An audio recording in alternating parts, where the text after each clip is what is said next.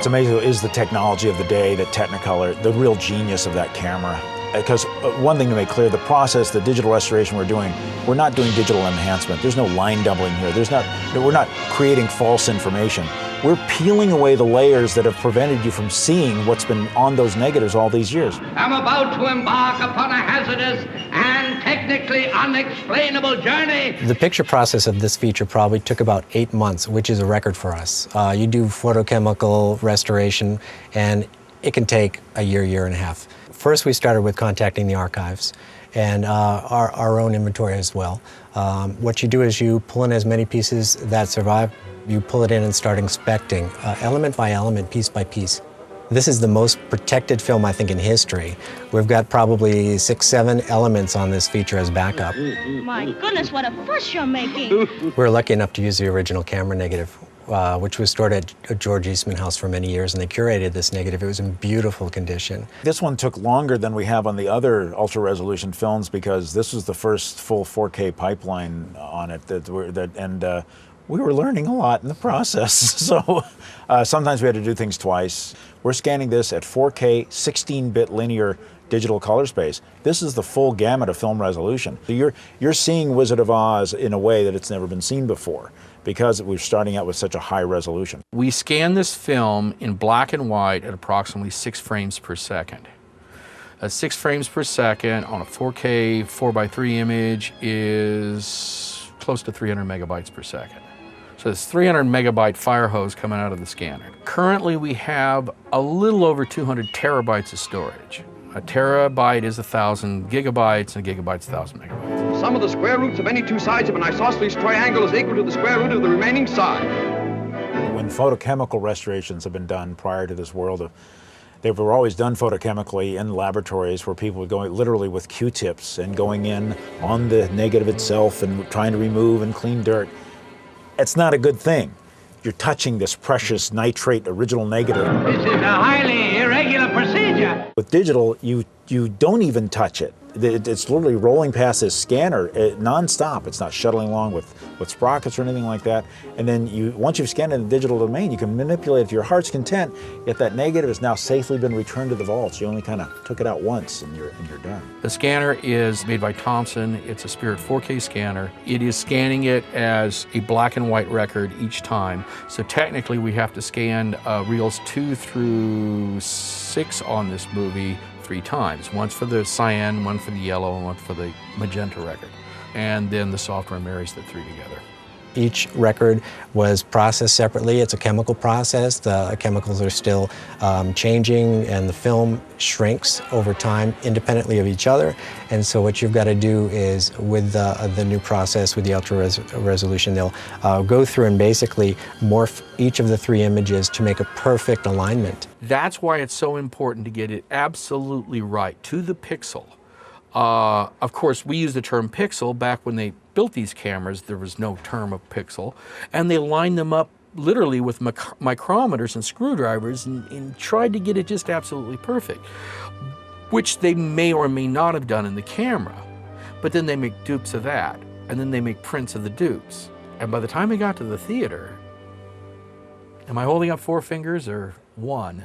These things must be done delicately. We really took us about 3 features to get the registration right. The first 3 we did got better each time. It was also the first one where we used the automated scratch and dirt cleanup. The Perlmutter twins, Sharon and Karen Perlmutter and Paul Klamer, they had this epiphany that not only had they developed this software where they could realign these 3 Technicolor records and achieve a clarity of image quality that you'd never seen before, they realized that, wait, with Technicolor, we've got 3 black and white strips of negative. So if I see some dirt that's a pure red and it doesn't show up on the green and the blue record, oh, then that probably is a piece of dirt on the red record. And so we can remove that and we can use information from the other 2 records to rebuild that record. The first time through, it was great. It was taking out the dirt, but it was also taking out things like Dorothy's shoes because they're such sparkly red, bright pinpoint instances of color in them that they just kind of flash on and off. And the system was interpreting them as red film dirt. Probably the most important thing is to get it back then in the hands of a skilled eye, because if we've learned anything is machines are really, really, really dumb. I can cause accidents too. The longest time actually was the dirt cleaning. It's a very tedious job, but these people are great. They just go through frame by frame and pick away at it.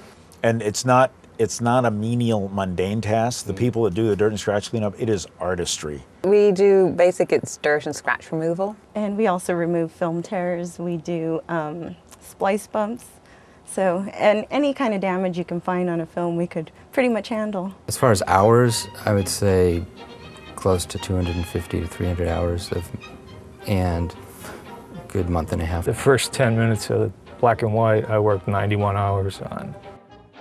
That footage alone is a mess. Yeah. It's not so much in bad shape, it's just a lot of dirt. It's beautiful, isn't it? Just like I knew it would be. I love this movie. So when Janet Wilson was color correcting in this room, I would, it was like I get my daily hit. I'd knock on the door and say, Janet, can I just see what you're looking at? And I'd just look at what she's working on because the image was so spectacular.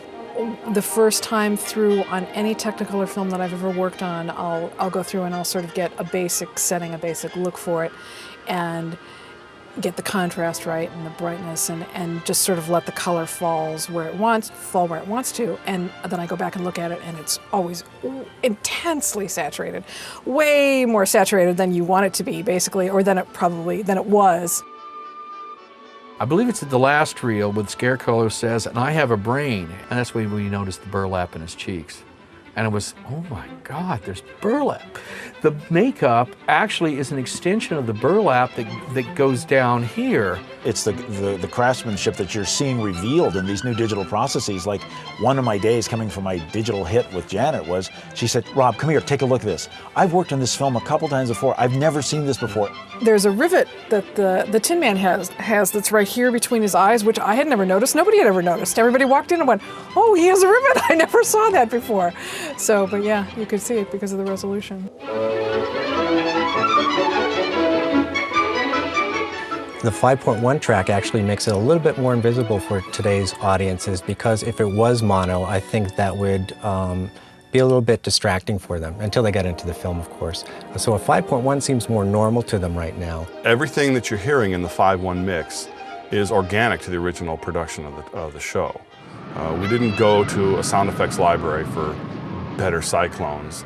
That helps maintain that original kind of organic feel. Even though it's a different stereo landscape, it still sounds like a 1939 movie.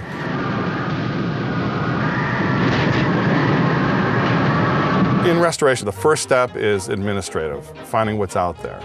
Then it all gets inspected and looked at and cleaned up, perforations repaired, splices repaired, put in a condition that it can be played so we can listen to it.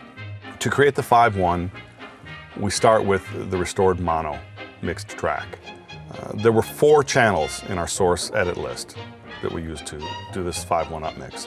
The original mono, 2 different orchestra angles, and then we also had specific edited sections of the music and effects track.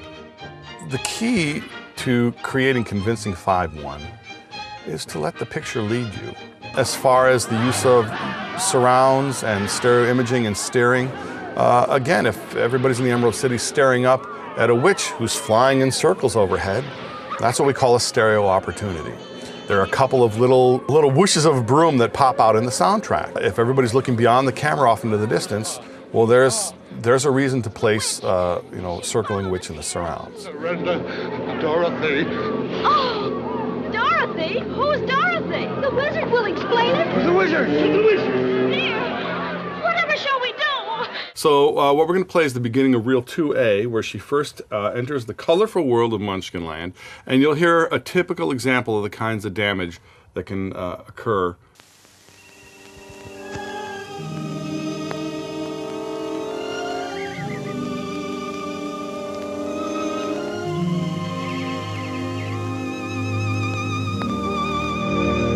Okay, then let's play an example of that same section after it has been restored.